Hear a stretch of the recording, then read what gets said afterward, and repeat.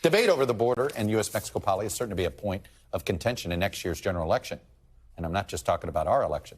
But still, already Republican presidential candidates have zeroed in on the issue in the primaries to hit the Biden administration on border security, with the issue of the cartels in Mexico taking center stage at last month's first Republican primary debate. We will partner with the Mexican military, and we will hunt down and destroy the cartels that are claiming lives in the United States. We cannot be successful going against the cartel unless we bring in Mexico as a partner. We have to use economic pressure to accomplish that.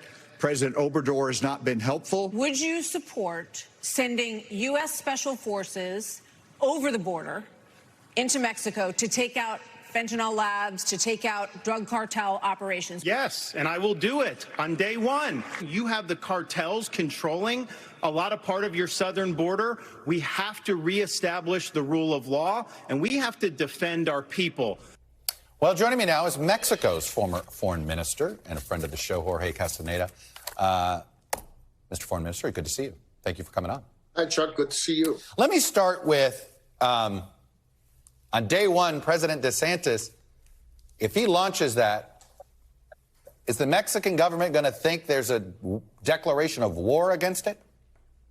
Well, maybe not that much, that far, Chuck, but certainly it would create a major crisis in relations between the two countries and cast a shadow on cooperation between the two countries in many areas, in all areas, not just on drugs.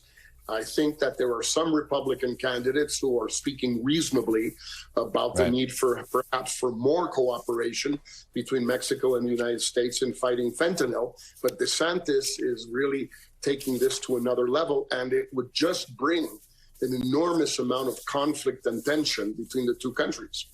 What is, let me ask you this. Look, AMLO is just not there on inviting the United States. He doesn't want to have this confrontational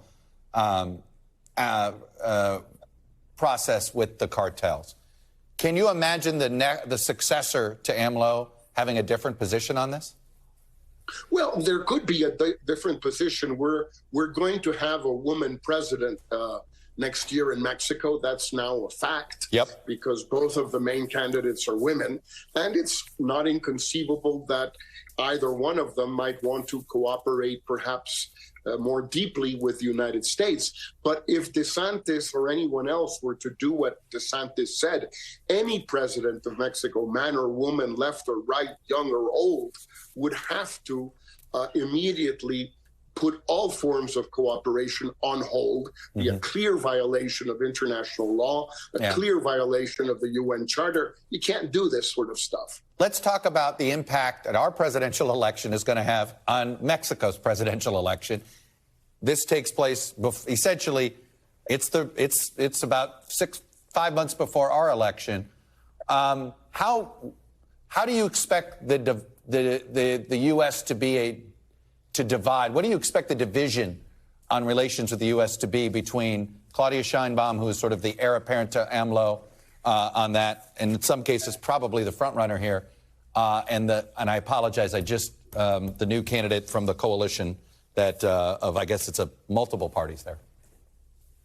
Yeah, Xochitl Galvez. Thank you, well, Xochitl. I think the U.S. will not necessarily be a major campaign issue, but there are differences between the two candidates. Claudia Sheinbaum will obviously pursue López Obrador's policy towards the U.S., which a lot of people in the United States have liked. For example, that Mexico is doing the U.S.'s dirty work in keeping Central American and Caribbean and African migrants far away from the U.S. border and keeping them in Mexico, sometimes in abominable conditions. Xochitl Galvez would probably try to change that policy. On drugs, probably Xochitl would want to have more cooperation with the U.S.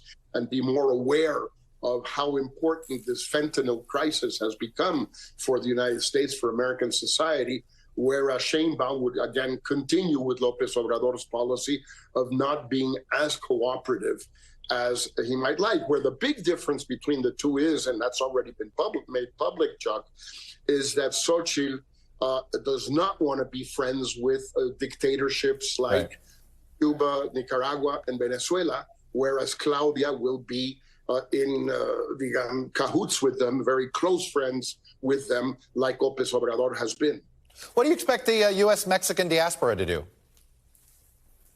Well, most of the time, at least until now, the U.S. Mexican diaspora or the Mexican diaspora in the United States has not voted much in Mexico. It's allowed, it's legal, right, but turnout has always been very feeble. What's more important is whether they call home, right, and have their mothers or their daughters, sure, or their brothers or their sons hear what they think, firstly, and secondly, they send money.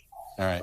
For the different campaigns. My sense would be that Xochitl Gálvez has a good chance of courting them because I believe that. She's gone to the States. She was already in Houston a little while ago. Yeah. Jorge Castañeda could have done a lot more with you on this. Claudia Sheinbaum would be the first, not just woman president, but the first Jewish president of Mexico as well. Fascinating little factoid there.